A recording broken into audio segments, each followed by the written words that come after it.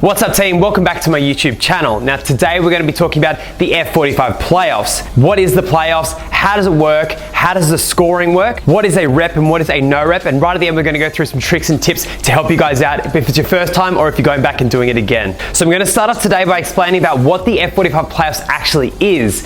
It is designed as a fitness test. So we're trying to test your endurance, athletic ability, your strength, and also your agility throughout a 10-minute format. It tests your upper body, lower body, your strength, a whole different range of components within your fitness as well within a 10-minute format. The actual test itself is meant to replace the beep test in terms of a much more well-rounded test in order for you to see where you're at in terms of your fitness levels. The way the playoffs work is there are 10 exercises, 45 seconds of work, 15 seconds of rest, and you have to try to get as many repetitions as you can. Now in terms of the scoring, each station has a theoretical max of 100 points.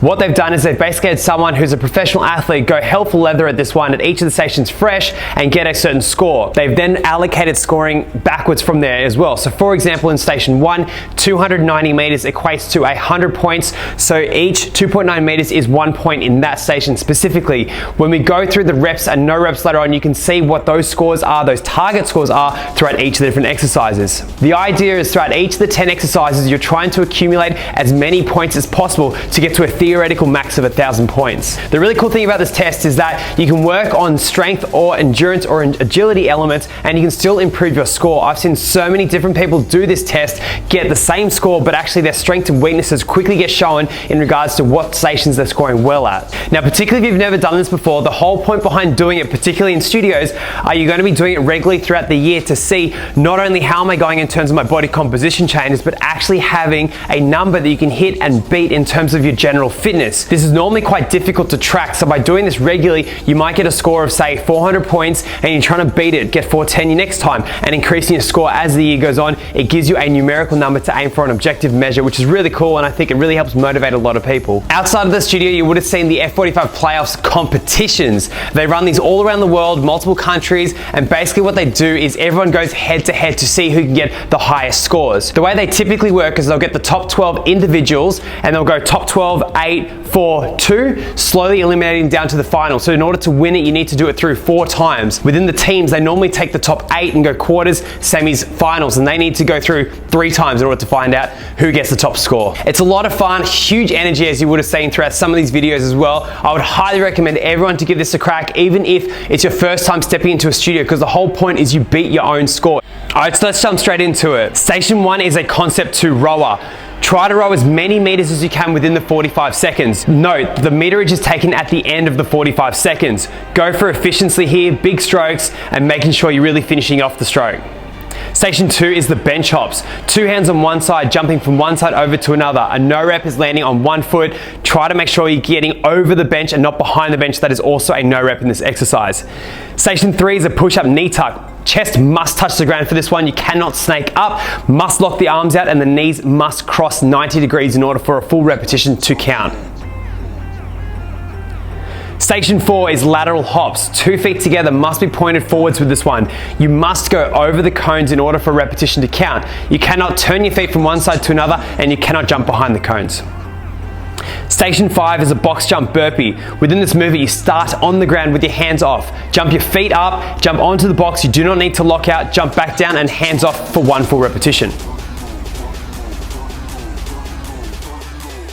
Station 6 is chin-ups. With this exercise, you must start with a full hang. Chin must come over the bar and then lock your arms back out before you jump off the bar for a full repetition to count. You cannot kip. Station 7 is a barbell squat press. You must complete a full squat with your legs parallel or below and lock out your arms overhead for 1 repetition to count.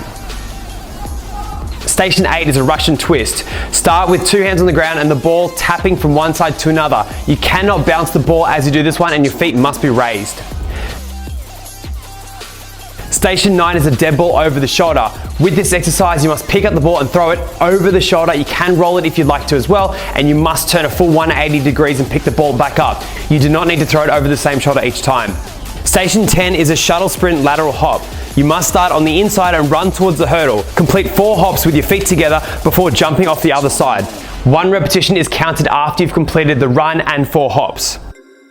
So that's the technique of what is a good rep and what is a bad rep. If you're doing this at your local studio, please be aware that they should be super strict on your repetitions each time to make sure that it's fair and it's consistent every single time you do the test. Okay, now let's talk through a couple of strategies. When it comes to doing the playoffs, think of it like a 10-minute test. You do not want to exert too much energy early on as well, because you will not be able to pick yourself up. 15 seconds between each of the stations is enough time to get up, walk to the next station, and then you're basically straight back on. So think of the pace that you can hold throughout an entire 10 minutes. To maximize your score, you must be hitting high repetitions on every station. So I would focus primarily on your weaknesses as opposed to your strengths. For example, if you're quite a strong rower, for this exercise, think about efficiency of movement and then really focus on those stations you might lack a little bit of reps in. Another huge tip is focus on your technique. You do not want to get no reps on any of these stations as you're doing the test. For example, if you start to get quite tired and you kip through your pull-up, you're still going to waste a lot of energy and you're going to get no reps throughout that movement as well. As soon as you can feel yourself where you're going to be able to not complete the movement, stop, have a rest, and then get straight back into it. But make sure you focus on your technique throughout each of them to make every single rep count. Another tip is to focus on your breathing. As you're doing the playoffs, quite often there's a lot of adrenaline going. Even if it's just at your studio, you put a lot of pressure on yourself, all the rest of it. Focus and slow down your breathing to keep your heart rate down as well. That way you can keep yourself nice and composed as you go through each of the stations. I find that quite often people are holding their breath, particularly early on, which can affect you later in the test. And that's it for me, guys. I hope you guys get a better understanding for what the F45 playoffs are and what they're all about, what is a rep and what is a no rep. If you've never done it before, please jump into it. You will not regret it. It is meant to be fun. It is meant to be something which is engaging you to better your fitness. So please don't be afraid of doing it. Give it a crack. Bring your friends along. Have some fun with it. Cheer each other on. It is an awesome event, whether it's done locally or whether it's done at the actual playoffs competition itself. Thank you guys so much for watching my YouTube video. If you like this video, please hit subscribe down below. I would really appreciate it. Any other ideas or any other thoughts on videos coming up, please let me know. Other than that, guys, good luck and happy training.